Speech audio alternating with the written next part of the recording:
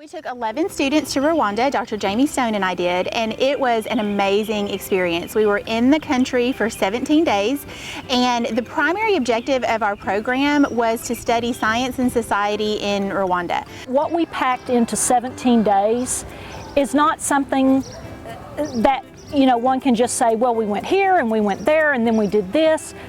It was something that changed lives. It changed my life for certain. And so before we went on our trip, we taught our classes in the spring semester so that the students were prepared and knew a little bit about the history of the country.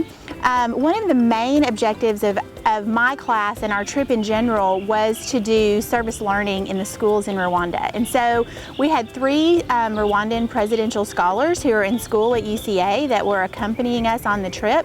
And so in the country, we went to 4 different primary schools and we taught science lessons in those schools. Some schools had what we would consider virtually nothing, and yet learning was occurring. Some schools had tremendous resources, even had computer labs, and learning was occurring.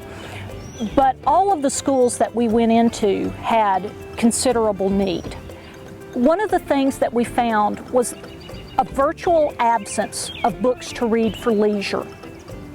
And we knew that that was the case because we had contacted some of the schools that we were going to and asked them what they needed. And to a school, they said, we really need books. We wanted to be able to create activities that the teachers could use again once we left. And so we left all the resources there. The very first school that we went to was called Ntwali, and it's a primary school in Rwanda.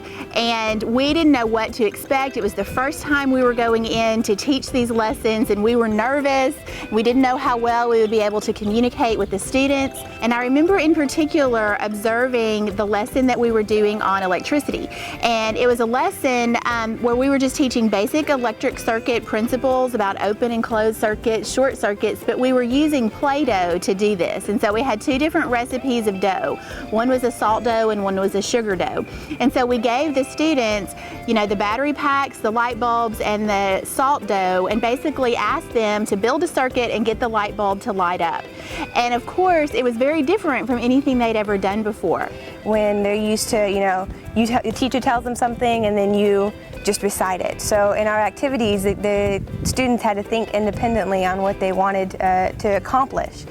But as soon as they figured out how to do it, how to put all of those components together and get that light bulb to light up, you should have seen their faces. They were cheering and clapping, and they were so incredibly proud of themselves. And for me, that was a moment that was just really, really special. And it said that what we're doing was a really good thing to do. And so at the end of that visit, the head mistress of the school actually asked us, come back next year, and when you do, stay longer. So it was great. I do plan on going back with the group next semester, and I'm also planning on going to an internship with Bridge to Rwanda, where they work with directly with the students there on their future goals in schooling. I think that being able to go, or having been to Rwanda, will not only be able to let me take on new leadership roles in the future, just because we had to fundraise, we had to do many other things independently of the class itself. It will really be able to expand my opportunities in the future. I think it not only will it expand my own personal experiences, but it will also, for resumes and anything like that, study abroad looks absolutely great.